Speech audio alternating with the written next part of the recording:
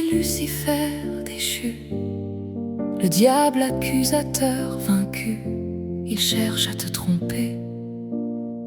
Il revêtira un faux Christ que tous vont adorer pour un temps court, avant la fin et le retour du Christ. Et alors paraîtra l'impie que le Seigneur Jésus détruira par le souffle de sa bouche et qu'il anéantira par l'éclat de son avènement. L'apparition de cet impie se fera par la puissance de Satan, avec toutes sortes de miracles, de signes et de prodiges mensongers, avec toutes les séductions de l'iniquité pour ceux qui périssent, parce qu'ils n'ont pas reçu l'amour de la vérité pour être sauvés. Que personne ne vous séduise d'aucune manière, car il viendra un temps où les hommes ne supporteront pas la saine doctrine, mais ayant la démangeaison d'entendre des choses agréables, ils se donneront une foule de docteurs selon leurs propres désirs, détourneront l'oreille de la vérité et se tourneront vers les fables. Satan et Lucifer déchus, le diable accusateur vaincu, il cherche à te tromper. Il revêtira un faux Christ que tous vont adorer pour un temps court, avant la fin et le retour du Christ. Dans les derniers jours, il viendra des moqueurs avec leurs railleries, marchant selon leurs propres convoitises et disant: où est la promesse de son avènement? Car depuis que les pères sont morts, tout demeure comme dès le commencement de la création. Ils veulent ignorer en effet que des cieux existèrent autrefois par la parole de Dieu, de même qu'une terre tirée de l'eau est formée au moyen de l'eau, et que par ces choses le monde alors périt, submergé par l'eau. Tandis que par la même parole, les cieux et la terre d'à présent sont gardés et réservés pour le feu, pour le jour du jugement et de la ruine des hommes impies. Satan et Lucifer déchus, le diable accusateur vaincu, il cherche à te tromper. Il revêtira un faux Christ que tous vont adorer pour un temps court, avant la fin et le retour du Christ.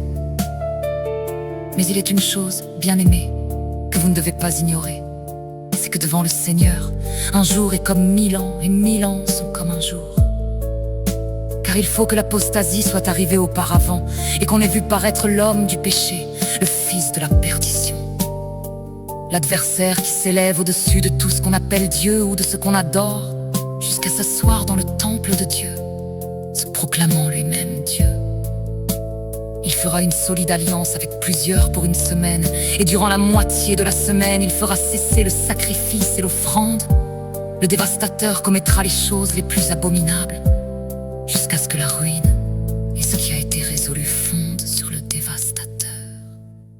Satan et Lucifer déchus, le diable accusateur vaincu, il cherche à te tromper.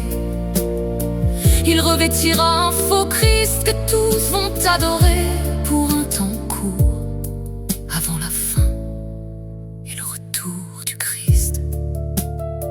Pour ce qui concerne l'avènement de notre Seigneur Jésus-Christ et notre réunion avec lui, nous vous prions, frères, de ne pas vous laisser facilement ébranler dans votre bon sens et de ne pas vous laisser troubler, soit par quelque inspiration, soit par quelques paroles ou par quelques lettres qu'on dirait venir de nous, comme si le jour du Seigneur était déjà là. Le jour du Seigneur viendra comme un voleur. En ce jour, les cieux passeront avec fracas, les éléments embrasés se dissoudront, et la terre avec les œuvres qu'elle renferme sera consumée.